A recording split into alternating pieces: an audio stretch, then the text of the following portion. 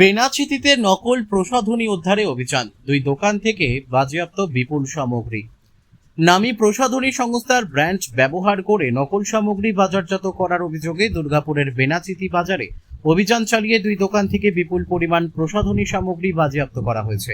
শুক্রবার এই ঘটনাকে কেন্দ্র করে ব্যবসায়ী মহল ও ক্রেতাদের মধ্যে ব্যাপক চাঞ্চল্যের সৃষ্টি হয়। সূত্রের খবর, মহারাষ্ট্রের মুম্বাইয়ে সংশ্লিষ্ট প্রসাধনী সংস্থার তরফে ব্র্যান্ড জালিয়াতি ও মেধাস্বত্ব লঙ্ঘনের অভিযোগে একটি মামলা দায়ের করা হয়।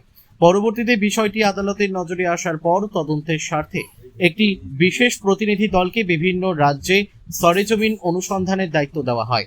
সেই সূত্র ধরেই দুর্গাপুরের বেনাচিতি বাজারে অভিযান চালানো হয়।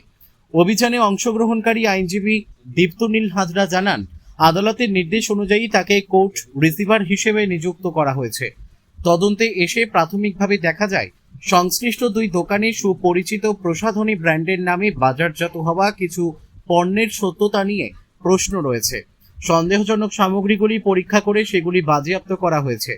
ইতিমধ্যে ঘটনার বিস্তারিত তথ্য আদালতে পেশ করার প্রস্তুতি শুরু হয়েছে।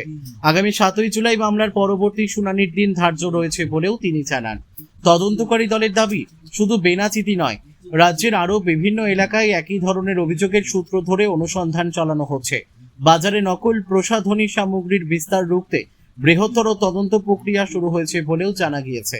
অন্যদিকে অভিযুক্ত দোকানগুলির একটির মালিক আমির খান অভিযোগ অস্বীকার না করলেও দাবি করেন, পণ্যগুলি প্রথমে আসল বলে মনে করে সংগ্রহ করা হয়েছিল, পরে সামগ্রীর সত্যতা নিয়ে সন্দেহ তৈরি হওয়ায় সেগুলি বিক্রির পরিবর্তে ফেরত পাঠানোর জন্য আলাদা করে রাখা হয়েছিল। তার কথায়, সরবরাহকারী সংস্থাকে বিষয়টি জানানো হয়েছিল, তবে পণ্য ফেরত নেওয়ার আগেই তদন্তকারী দল এসে অভিযান চালায়। ঘটনার জেরে বেনাচিতি বাজারে প্রসাধনী সামগ্রীর ব্যবসা এবং পণ্যের সত্যতা নিয়ে নতুন করে প্রশ্ন উঠতে শুরু করেছে। তদন্তের অগ্রগতির দিকেই এখন নজর সংশ্লিষ্ট মহলের। দুর্গাপুর থেকে বিধানচন্দ্র গাঙ্গুলির report, big news Bangla. Check করতে বুঝলেন, ওই জিনিসগুলো ল্যাকমি কম্প্যাক্ট আর তোমার সিসি ক্রিম ওরা পাওয়া গেল, বুঝলেন। আমরা জানি না, বাস ওখান দিয়ে নিয়ে আসলাম, আমরা ওখান দিয়ে নিয়ে আসে ওরা দিয়েছে, ডিস্ট্রিবিউটর হয়েছে, তো মালুম নেই লেকে আয় রেসিপি করকে আমরা সাইড করে রেখে দিয়েছিলাম কি ওটা ওয়াপস করবো। তো 2 সপ্তাহ দিয়ে ভাবছি ওয়াপস করবো, কিন্তু ওয়াপস করা হলো না। জাস্ট এখানে রেড মেরে দিয়েছে, আসলো স্যাররা দেখলো ওই কমপ্লেক্স 7খানা আর সিসি ক্রিম ওই তোমার 12-13খানা সিসি ক্রিম পাওয়া যাচ্ছে। ওই নেক্সট টাইম দেখবো, কোর্টে দেখেছে যাওয়া হবে, কথা হবে, কিন্তু এই জিনিসটা ওয়াপস করার বলেছিলাম, যা জিনিসটা আছে গল্পটা। মানে তোমরা আগে বুঝতে পারো? না বুঝতে পারি না, জিনিসটা বুঝতে পারি না কি আছে না আছে, বলেছিলাম না, বুঝতে গেছিলাম, সাইডে রেখে দিয়েছিলাম। মানে প্রথমে বুঝতে পারি বোঝা গেল না, ওখান দিয়ে যখন আসলাম বোঝা গেল না, রেখেছিল কিন্তু গেট আপটা দেখে বোঝা গেল, তো সাইডে রেখে দিয়েছিলাম ওয়াপস করার জন্য, যেখানে আসা যায় আসানসোল থেকে এসেছিলো জিনিসটা। আপনার নাম? আমির খান।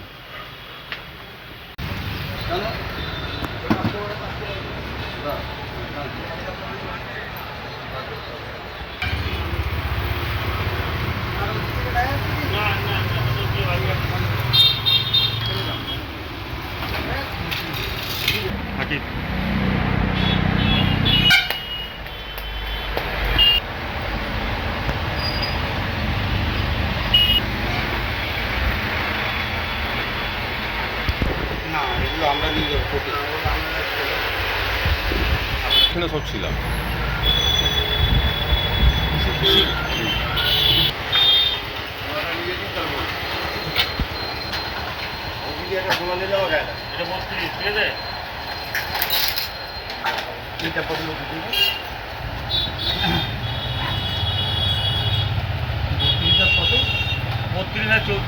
খালি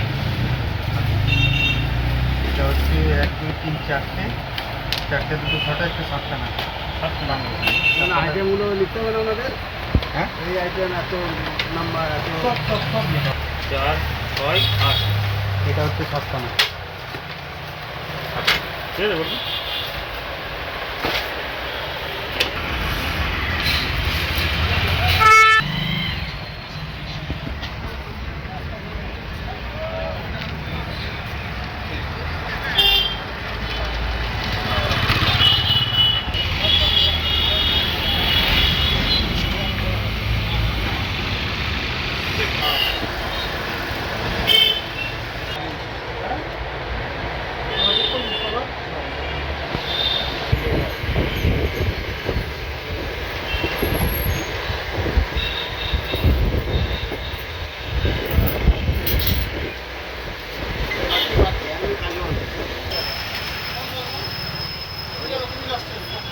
এই তো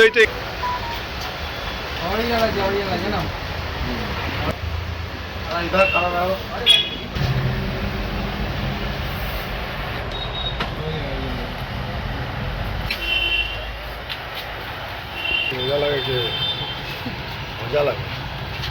ওই হাইকোর্টে একটা কেসের ভিত্তিতে আছি, আমি কোর্ট রিসিভার ডিসপ্লেনে আসলাম। হ্যাঁ, কোথা থেকে এসেছেন কি?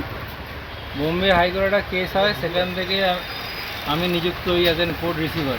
আমি কোর্ট রিসিভার ডিসপ্লেনে হাজিরা এইখানে যেহেতু ইস্ট রিজনে, তাই এখানে আমি এসেছি আর কি। এর উপর চেকিং হয়েছে, এদের উপর আরোপ ছিল কি এরা কাউন্টার ফিটিং মানে ডুপ্লিকেট প্রোডাক্ট বিক্রি করছিল। সেই চেকিংয়ে এরা কিছু মাল পাওয়া যায় এবং সেটা আমরা সিজ করি, আগামী কোর্টের ডেট 7 জুলাই। বলছি এছাড়া কি আর এখানে দোকানে কি এমনি একটাই দোকান না আর কোনো দোকানও গেছে? দুটো দোকান, আচ্ছা, গাড়িচিড়ি বাজারে দুটো দোকান। দুটো দোকান চিহ্নিত হয়েছে, আরও ইনভেস্টিগেশন চলছে। স্যার আপনারা কি ওই বোম্বে থেকে এটা টোটাল কেসটা হয়েছে? কেসটা বোম্বে হয়েছে কারণ কোম্পানি হচ্ছে বম্বে, তাই। স্যার আপনার নাম? দীপ্তনি হাজরা। কতজনের টিম এসছেন? আর 3 জনের। আপনারা কি বোম্বে থেকে এসছেন না কলকাতা? না, আমি কলকাতা থেকে, হাইকোর্ট কলকাতা। Thank you.